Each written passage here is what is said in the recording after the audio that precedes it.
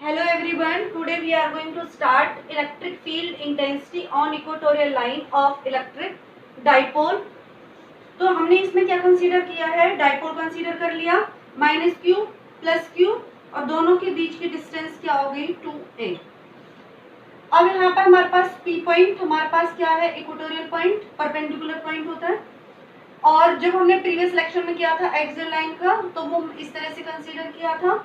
अब देखो ये पॉजिटिव पॉजिटिव रिपेल करेंगे तो डायरेक्शन हमारे पास आउटवर्ड, ये पॉजिटिव नेगेटिव डायरेक्शन किधर होगी, इनवर्ड। ओके, अब ये देखो आपके पास इलेक्ट्रिक फील्ड इंटेंसिटी क्या होती है, वेक्टर क्वांटिटी होती है, इसलिए हम इसको रिजॉल्व करेंगे कंपोनेंट्स में। रिजॉल्व किया, पहले कंसीडर करेंगे यहाँ पे थीटा एंगल, ये भी थीटा एंगल, और इसके हम पैरेलल ए बी के पैरेलल हम कोई लाइन कंसीडर करते हैं तो ये एंगल हमारे पास क्या होगा थीटा, ये एंगल भी क्या होगा हमारे पास थीटा। ओके, अब जब ये एंगल हमारे पास थीटा है तो E1 के जो कंपोनेंट होंगे हमारे पास, इधर साइड हो जाएगा E1 cos थीटा और इधर साइड हो जाएगा हमारे पास E1 sin थीटा, और E2 का इधर साइड हो जाएगा हमारे पास E2 cos थीटा और इधर साइड हो जाएगा हमारे पास E2 sin theta.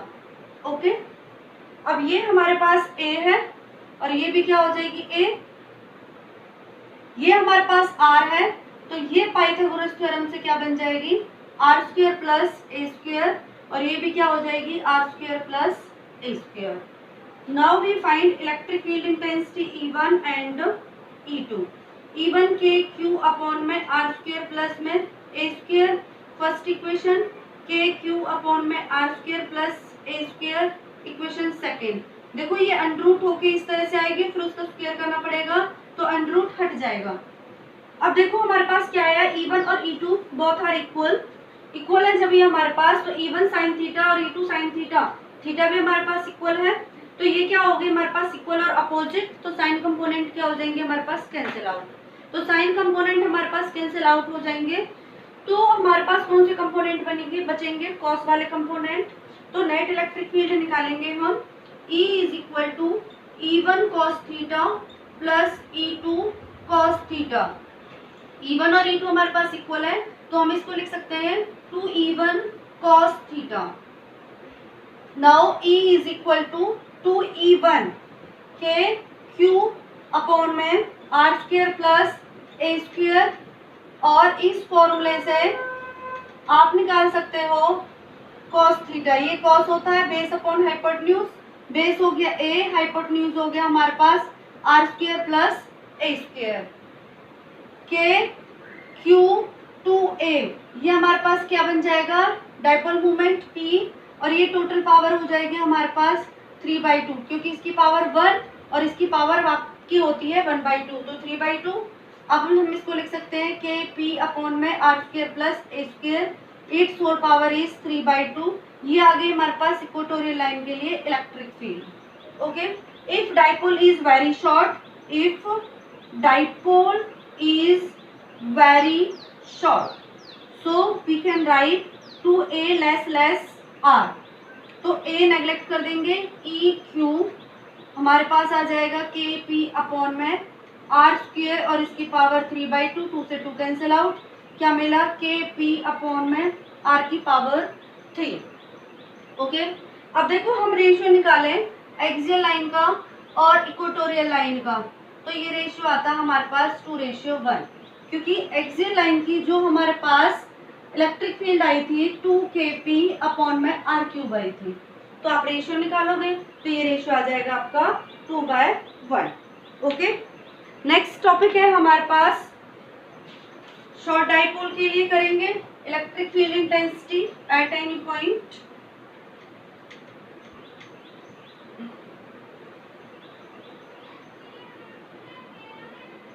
Electric field intensity at any point due to a short dipole,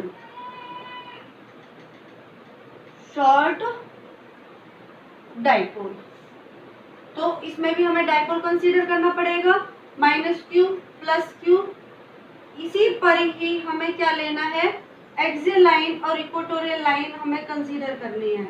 A1 B1 हमारे पास एक्सियल लाइन है, A2 B2 हमारे पास इक्वेटोरियल लाइन है। एक्सियल लाइन पे कोई पॉइंट हमने कंसीडर किया P। अब डाइपोल जो मोमेंट है हमारे पास ये -q और पॉजिटिव q, इसको कंपोनेंट्स में रिजॉल्व किया हमने P साइन थीटा में, P साइन थीटा इक्वेटोरियल के लिए और P कॉस थीटा एक्सियल के लिए। ओके, अब यहाँ पर हो जाएगी हमारे पास रिजल्टेंट इलेक्ट्रिक फील्ड। ये कंसीडर किया हमने अल्फा, हमें निकालनी है ई। ये हमारे पास क्या हो जाएगा एक्सियल का, ये हो जाएगा हमारे पास इक्वेटोरियल का। ओके, तो हमें निकालनी है A1 B1 के along electric field find out करनी है E1। इधर साइड हमारे पास क्या हो जाएगी E1 और इधर साइड हो जाएगी हमारे पास E2। रेक्टेंगुलर कंपोनेंट में है तो ये point P Q R S। तो E1 इधर साइड एक्सियल लाइन का फॉर्मूला अभी बताया था 2kP अपॉन में क्या आता है हमारे पास RQ। ये P को हमने कंपोनेंट में रिजॉल्व किया है साइन कंपोनेंट और कॉस कंपोनेंट में। तो एक्सियल लाइन आपके पास हॉरिजॉन्टल, तो क्या आएगा आपके पास कॉस थीटा। E2 हमारे पास क्या आएगा KP साइन थीटा अपॉन में RQ। ये आ गई हमारे पास इलेक्ट्रिक फील्ड E1 और E2। अब जब ये रेक्टेंगुलर कंपोनेंट में है तो नेट इलेक्ट्रिक फील्ड क्या होगी E is equal to E1 square plus E2 square. Now put these values, E1 2kP cos theta upon में RQ और इसका होल स्क्वायर प्लस में KP साइन थीटा अपॉन में RQ और इसका होल स्क्वायर। ये हमने मैग्नीट्यूड वाला फॉर्मूला लगाया, रिजल्टेंट का वेक्टर में होता है जो आपका R is equal to under root A square plus B square plus 2AB cos theta. और जब रेक्टेंगुलर कंपोनेंट करते हैं तो हमारे पास इतना पार्ट आता है क्योंकि 90 डिग्री एंगल पे होते हैं। ओके, अब इसमें से देखो जो कॉमन आ रहा है कॉमन ले लो, K कॉमन आ जाएगा, P कॉमन आ जाएगा, R क्यूब कॉमन आ जाएगा। ओके, अब अंदर क्या बचेगा हमारे पास 4, 2 का ट्वाइस 4 और cos square theta plus sine square theta. हमारे पास टर्म देखो E है, E is equal to under root KP upon में R cube under root 4 cos square theta को लिख सकते हैं 3 cos स्क्वायर थीटा प्लस में cos स्क्वायर थीटा, तो 4 ही बनेगा प्लस में साइन स्क्वायर थीटा। इसको ब्रेक इसलिए किया है, आपको पता है cos square theta plus sine square theta किसके इक्वल होता है 1 के इक्वल होता है। Now put the value of sine square theta plus cos square theta, ये मिलेगा हमें 3 cos square theta plus 1। Okay, ये आ गई हमारे पास शॉर्ट डाइपोल के लिए इलेक्ट्रिक फील्ड। इसमें हम कुछ केस लिखेंगे, 2 केस है इसमें हमारे पास एक्सियल लाइन का और इक्वेटोरियल लाइन का। किस तरह से है कि जो हमारे पास यदि थीटा क्या हो जाता है, थीटा आपके पास 0 हो जाता है, तो 0 होने पर थीटा आपका 0 हो गया। If theta is equal to 0 होता है तो क्या होगा E is equal to KP upon में R क्यूब। ये 0 तो वैल्यू कितनी हो जाएगी 1, तो क्या मिलेगा हमारे पास 3 प्लस 1 क्या हो जाएगा 4, तो ये अंडरूट से निकलेगा 2। और ये किसके लिए आ जाती है हमारे पास इलेक्ट्रिक फील्ड एक्सियल लाइन के लिए। यदि ये थीटा हमारे पास 90 डिग्री होता है तो ये टर्म क्या हो जाएगी 0 और 1 का अंडरूट 1। तो इक्वेटोरियल लाइन के लिए हमारे पास 90 डिग्री पे इक्वेटोरियल होता है तो ये वैल्यू आ जाएगी KP अपॉन में R क्यूब। यदि आप क्वेश्चन को करें एक्सियल लाइन और इक्वेटोरियल सेपरेट ना करें, शॉर्ट डाइपोल से भी निकालें एक्सियल लाइन और इक्वेटोरियल लाइन, तो भी हमारे पास क्या होगा करेक्ट होगा। अब ये जो निकली थी हमारे पास मैग्नीट्यूड निकला था इलेक्ट्रिक फील्ड का, अब है निकालना है हमें डायरेक्शन मीन्स tan अल्फा निकालना है। और tan अल्फा क्या होगा हमारे पास टेन अल्फा। टेन क्या होता है आपके पास, देखो अभी बताया था परपेंडिकुलर अपॉन बेस।